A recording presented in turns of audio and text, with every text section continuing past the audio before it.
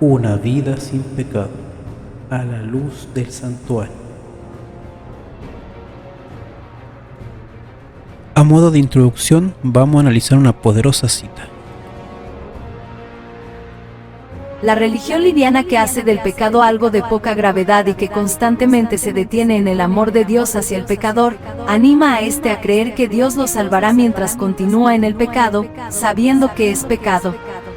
Esta es la forma en que muchos proceden mientras profesan creer la verdad presente. La verdad está separada de sus vidas, y esa es la razón por la cual no tienen más poder para convencer y convertir el alma.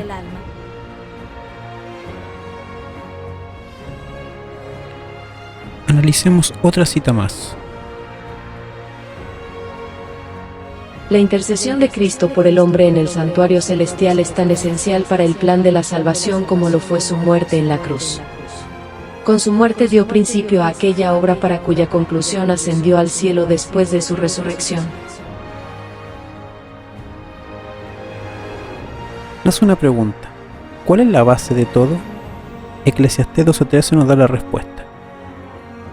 Y culmina el relato.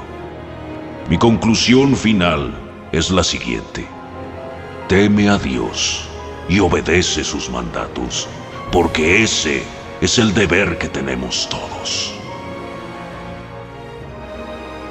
La pregunta ahora es: ¿por qué es tan importante el decálogo o los 10 mandamientos? Bueno, la Biblia nos dice lo siguiente: pues nadie llegará jamás a ser justo ante Dios por hacer lo que la ley manda. La ley sencillamente nos muestra lo pecadores que somos. ¿Y qué pasa si no cumplo? ¿Qué ocurre conmigo si no llego a cumplir estos mandamientos? La Biblia nos dice nuevamente: pues la paga que deja el pecado es la muerte, pero el regalo que Dios da es la vida eterna por medio de Cristo Jesús, nuestro Señor. Por lo tanto, si no cumplo, debo morir. ¿Pero por qué no moría entonces el pecador? Si alguien de la gente común peca al violar uno de los mandatos del Señor, pero no se da cuenta de ello, aún así es culpable. Cuando se dé cuenta de su pecado, deberá llevar como ofrenda por su pecado una cabra sin defecto. Pondrá la mano sobre la cabeza de la ofrenda por el pecado y la matará en el lugar donde se matan las ofrendas quemadas. Después, el sacerdote mojará su dedo en la sangre y la pondrá en los cuernos del altar de las ofrendas quemadas y derramará el resto de la sangre al pie del altar. Luego quitará toda la grasa de la cabra, tal como lo hace con la grasa de la ofrenda de paz. Quemará la grasa sobre el altar y será un aroma agradable al Señor. Mediante este proceso, el sacerdote purificará a la persona, la hará justa ante el Señor y será perdonada.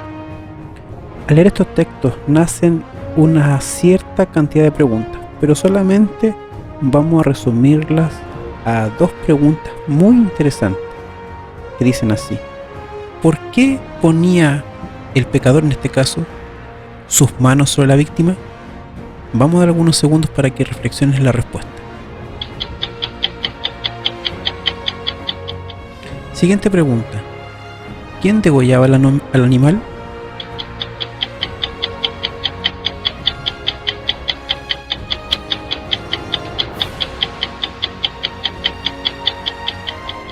Última pregunta: ¿y por qué lo degollaba?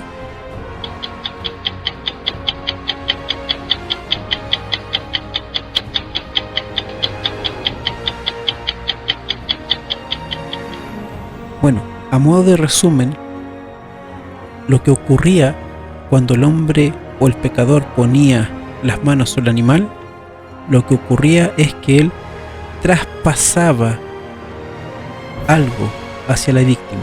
¿Y qué es lo que era esto que traspasaba? Bueno, traspasaba su pecado. Era el pecado cometido lo que el pecador traspasaba hacia la víctima. Por lo tanto, ¿qué ocurría cuando dicho pecador traspasaba este pecado a esta víctima, en este caso al cordero?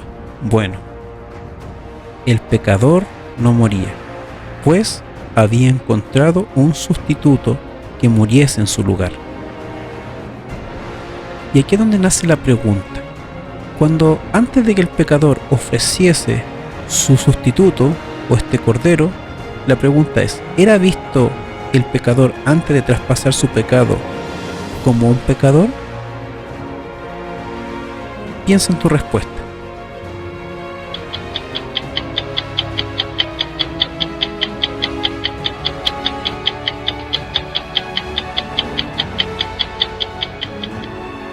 Siguiente pregunta. Y después de traspasar su pecado a la víctima, ¿seguía siendo visto como pecador? Piensa nuevamente en tu respuesta.